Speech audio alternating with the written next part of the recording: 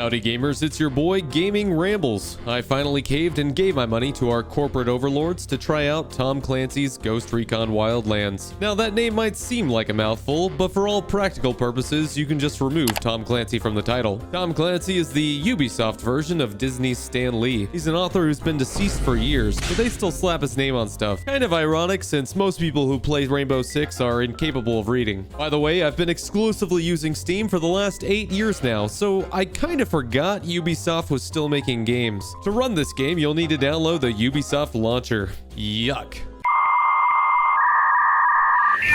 Plot.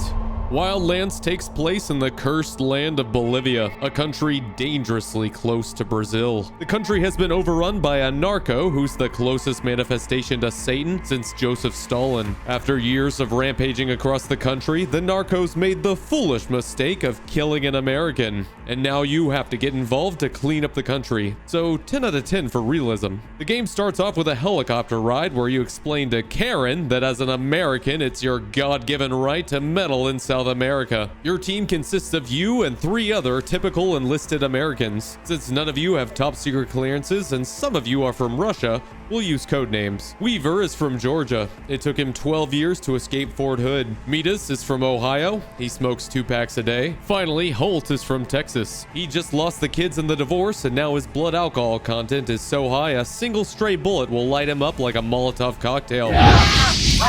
You play as the weakest character in your squad because you're the only one incapable of teleporting across an entire mountain range to appear in your vehicle if you get left behind. This game consists of you and your squad dismantling the narco network one target at a time, with the help of a friendly rebel faction while you try to avoid the government Unidad forces. Gameplay. Although the commercials for this open world shooter make it out to be a non-stop thriller, the majority of this game is actually a relaxing driving simulator where you try to drive the speed limit despite not having a speedometer so you don't arouse suspicion. Most enemies you have to fight are narcos. They look like people from downtown Chicago, and just like most people in Chicago, they're easy to kill. Occasionally, some missions will encourage you to encounter the Bolivian government forces known as Unidad. Since the government, in this hypothetical scenario, works for the narcos, Unidad will always be hostile. These guys are like the cops in GTA. Killing one will summon 5 more. I would avoid them whenever possible. As you progress through Bolivia, you'll discover a variety of upgrades for your character. To access these upgrades, you'll need to acquire skill points by searching the country for medals. I really wanted to make fun of this mechanic, but this is exactly how most modern militaries operate. You'll also need one of 4 resources to upgrade your character. You can find these resources around the country in small amounts by tagging supplies as you find them, or in large quantities by conducting dangerous side missions such as stealing a vehicle or taking down a convoy. In case you weren't aware, you'll have to destroy a lot of vehicles and helicopters in this game, so the grenade launcher should be one of the first upgrades you go for after the parachute.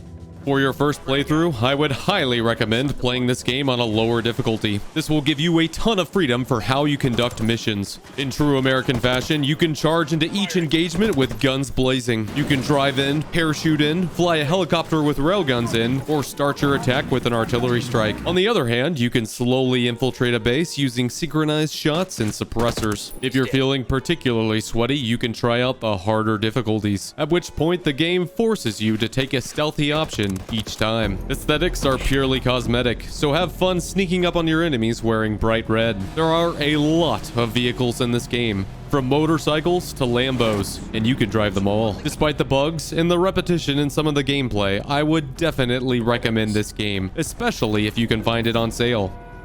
There are 2 DLCs for this game, Fallen Ghost and Narco Road. I'm told that Fallen Ghost is superior, but I didn't have time to try these out. This game is also co-op, which is perfect because your AI companions are potatoes. But I also didn't have time to try that.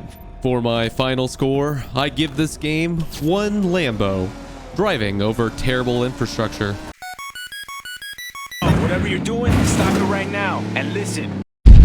Gamers, I wanted to spend more time on this review and even make a couple more reviews, but I've got to dip out of the country for a while, and I won't be able to bring my PC. So I'll be back sometime next year, and I'm thrilled to see how much Warhammer 3 has improved when I do. Y'all have a good one.